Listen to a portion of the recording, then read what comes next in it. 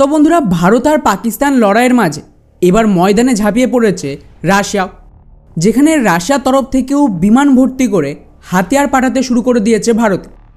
Last কয়েকদিনে আমি লাগাতার আপনাদের আপডেট দিচ্ছিলাম যে কিভাবে প্রথমে ইসরায়েলের কিছু মিলিটারি বিমান ভারতের এয়ারবেসে ল্যান্ড করে এবং ডেফিনেটলি এখানে এই সমস্ত বিমানে করে কিছু হাতিয়ার বা অ্যামিউনেশন ভারতকে ডেলিভারি দিয়ে গেছে, যার কোনো ইনফরমেশান এখনও পাবলিক ডোমেনে মজুদ। ওদিকে সেম কাজ করেছে আমেরিকা আর কিছু ইউরোপের দেশ। কিন্তু এর মাঝেই আজ এএনআইয়ের তরফ থেকে নতুন রিপোর্ট সামনে এনেছে যে অলরেডি 2-3 দিন আগে কয়েকটা রাশিয়ার ট্রান্সপোর্ট বিমানও ভারতে ল্যান্ড করেছে, যাকে নিয়ে অফিসিয়াল কোনো রকম ডিক্লারেশন হয়নি, কিন্তু বলা হচ্ছে এই সব মিলিটারি বিমানে করে রাশিয়াও বেশ কিছু হাতিয়ার ভারতকে ডেলিভারি দিয়ে গেছে।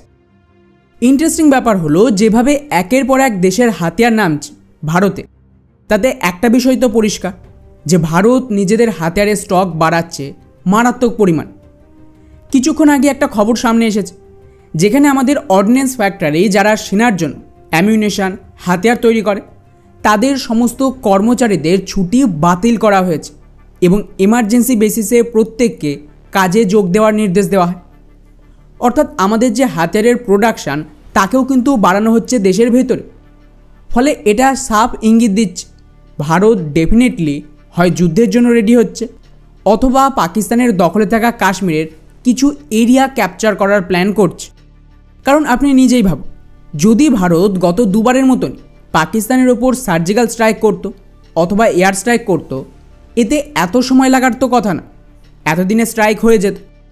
কিন্তু যেভাবে একের পর এক মিটিং চলছে, 3 সেনাকে ইনভলভ করা হয়েছে, প্রতিটা সেনাপ্রধান তা সে বায়ুসেনা প্রমুখ থেকে শুরু করে নৌবাহিনীর প্রমুখ হোক, প্রধানমন্ত্রী মোদির সাথে আলাদা আলাদাভাবে সাক্ষাৎ করছে, তাতে এটা তো স্পষ্ট যে এখানে কোনো ছোটোখাটো স্ট্রাইক করার জন্য এত কিছু করার প্রয়োজনই নেই। এইসব তখনই হয় যখন আপনি হয় ফুল ফ্লেজ যুদ্ধে যেতে চাইছেন অথবা কোনো এরিয়া ক্যাপচার করার প্ল্যান আছে।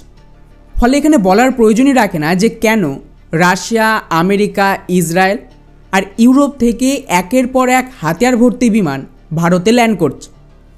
পার্টিকুলারলি রাশিয়ার কথা বললে রাশিয়া কী কী হাতিয়ার দিয়েছে তার কোনো প্রপার ইনফরমেশান, কিন্তু এএনআই যেটুকু রিপোর্ট সামনে এনেছে তাতে রাশিয়া অতিরিক্ত Igla S air defence system delivery দিয়েছে ভারতকে। আর বন্ধুরা, এই ধরনের হাতিয়ার কিন্তু খুবই গুরুত্বপূর্ণ কোনো দেশে গ্রাউন্ড ইনভেশন অপারেশনের জন্য, কারণ আমাদের যা এয়ার ডিফেন্স সিস্টেমের কভার রয়েছে তাতে যথেষ্ট নিজের দেশের সুরক্ষার জন্য। কিন্তু মনে করুন যে ভারত পিওকেতে ঢুকলো, কোনো এরিয়া ক্যাপচার করলো এবং আমাদের গ্রাউন্ড ফোর্স ওখানে হোল্ড করে বসে রয়েছে, তো এমন পরিস্থিতিতে আপনি নিজের পুরো এয়ার ডিফেন্সকে তো ওখানে মুভ করাতে পারবেন। আর যদি আমাদের সেনা এরিয়া ক্যাপচার করে নেয় তখন তার বিরুদ্ধে মেইনলি পাকিস্তানের কাউন্টার হাতিয়ার কী হবে? ড্রোন, হেলিকপ্টার, এগুলোই। তো এই ধরনের টার্গেটের বিরুদ্ধে man portable air defence system যেমন এই ইগলা-এস দারুণ কাজে দেবে। ভারতের জন্য মুশকিল হলো এই জাতীয় সিস্টেম স্বদেশিভাবেও তৈরি হয়ে গেছে, যেমন ভ্যাসোরাস, কিন্তু এগুলো সবের টেস্ট সফল হয়ে এখন প্রোডাকশানে যাচ্ছে, তো এর ফুল প্রোডাকশান বাড়াতে সময় তো লাগবে। তো টেম্পোরারি বেসিসে এখানে ভারত সম্ভবত রাশিয়ার এই ইগলা-এসকেই ব্যবহার করবে, যেটা অলরেডি ভারতের কাছে রয়েছে। আর গতকালের রিপোর্ট দেখুন, যেখানে ভারত সরকার আমাদের স্বদেশি ভ্যাসোরাস মিসাইলের প্রোডাকশান স্পিড আপ করার নির্দেশ দিয়েছে, তার উপরেও কাজ চলছে। আর স্বাভাবিকভাবেই এই সব নিয়ে পাকিস্তান মারাত্মকভাবে আতঙ্কে রয়েছে। পাকিস্তানের বিদেশমন্ত্রী থেকে শুরু করে ওদের প্রধানমন্ত্রী সকলেই একবার আমেরিকার কাছে ছুটছে, তো কখনো সৌদি আর মুসলিম বিশ্বের দরজায় টোকা মারছে যে ভারতকে ঠেকাও।